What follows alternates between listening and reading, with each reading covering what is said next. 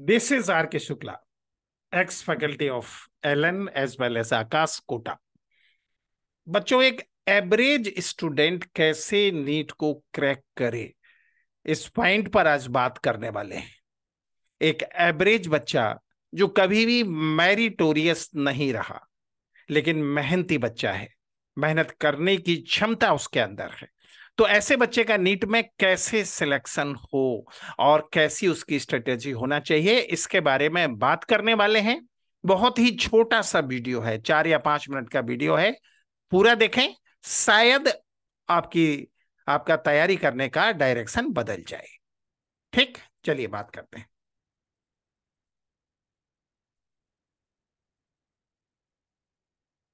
हाँ बेटा, सबसे पहले जो बात आपको अच्छी तरह से याद रखना है, जिस बात को सबसे पहले आपको अच्छी तरह से दिमाग में सेट करना है, वो ये सेट करना है कि अगर आप एवरेज स्टूडेंट है, देखो अभी मैं मेरिटोरियस स्टूडेंट के बारे में यहां बात नहीं कर रहा हूं, तो आपका टारगेट क्या होना चाहिए? आपको 600 नंबर चाहिए और एक कॉमन मेडिकल कॉलेज में आपको सिलेक्शन चाहिए।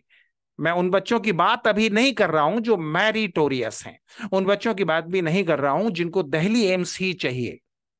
एक कॉमन स्टूडेंट है जो किसी भी मेडिकल कॉलेज में एडमिशन लेना चाहता है, तो उसकी स्ट्रेटेजी क्या होना चाहिए? देखो, सबसे पहले बायोलॉजी में बिल्कुल एक्सीलेंस होना चाहिए, 88/90 क्वेश्चन का टारगेट होना चाहिए और केवल ये एनसीईआरटी पढ़ने से अचीव हो जाएगा।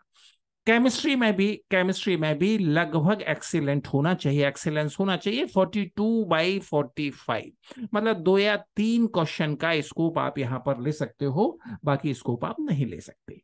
लेकिन फिजिक्स में देखो, एक एवरेज स्टूडेंट कहां जाकर मात खाता है कि फिजिक्स उसे कठिन लगता है, कठिन लगती है फिजिक्स, तो पूरा टाइम फिजिक्स को देता है और केमिस्ट्री, जूलॉजी और फिजिक्स को इग्नोर कर देता है।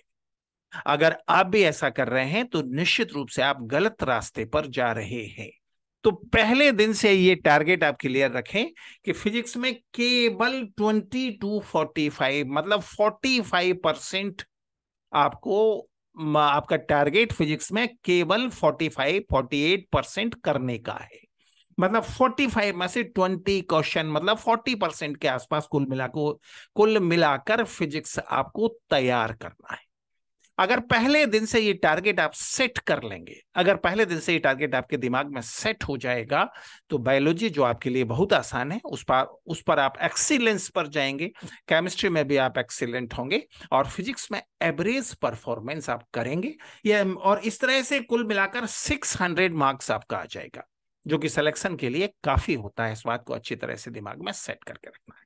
अब इतने नंबर लाने के लिए कैसे तैयार करें, क्या तैयार करें, थोड़ा सा बात उसके बारे में भी हम लोग कर लें कि इतने नंबर अगर आपको चाहिए तो कैसे और क्या तैयारी करनी चाहिए, थोड़ा सा इस बारे में भी हम लोग यहाँ पर डिस्कशन कर लें। ठीक है, तो अब यहाँ पर देखो जरा, अगर इतने नंबर चाहिए, बायोलॉजी और केमिस्ट्री में 100% क्वेश्चन एनसीईआरटी से आते हैं, तो केवल एनसीईआरटी और एनसीईआरटी एग्जाम्पलर, ये 2 बुक आपको तैयार करना है, लेकिन ठीक से तैयार करना है। ठीक है, और उसके अलावा क्वेश्चन प्रैक्टिस कौन सा करना है? Only previous year question. Chemistry में भी केवल एनसीईआरटी और एनसीईआरटी एग्जाम्पलर। फिजिक्स में एनसीईआरटी का 60% आपको तैयार करना है, 40% एकदम से छोड़ देना है। 40% छोड़ने का पैरामीटर क्या होना चाहिए? 2 पैरामीटर हैं, जिन टॉपिक में से क्वेश्चन कम आते हैं उनको आप छोड़ दो, और जो टॉपिक आपको कॉम्प्लिकेटेड लगते हैं उनको आप छोड़ दो। फिजिक्स में कैसे टॉपिक छोड़ना चाहिए, इसका एक अलग से वीडियो भी मैं बनाऊंगा। ठीक है, तो याद रखना, फिजिक्स में 60% एनसीईआरटी आपको तैयार करना है और 40% टॉपिक एकदम से आपको छोड़ देना है। Got it my point? अगर इस तरह से आप तैयारी करते हो, ये मेरा दावा है, अगर आप इस तरह से आप तैयारी करते हो, याद रखना, कंपटीशन में सारी तैयारी इस बात पर, सारी स्ट्रेटेजी इस बात पर बनती है कि किन टॉपिक को आपको छोड़ना है। अगर ऐसे आप करते हो तो निश्चित रूप से आपके 600 मार्क्स आएंगे और आपको मेडिकल कॉलेज, मैं आयुर्वेदिक कॉलेज की बात नहीं कर रहा हूं, मैं एमबीबीएस वाले कॉलेज की बात कर रहा हूं और एक एवरेज स्टूडेंट के लिए बात कर रहा हूं।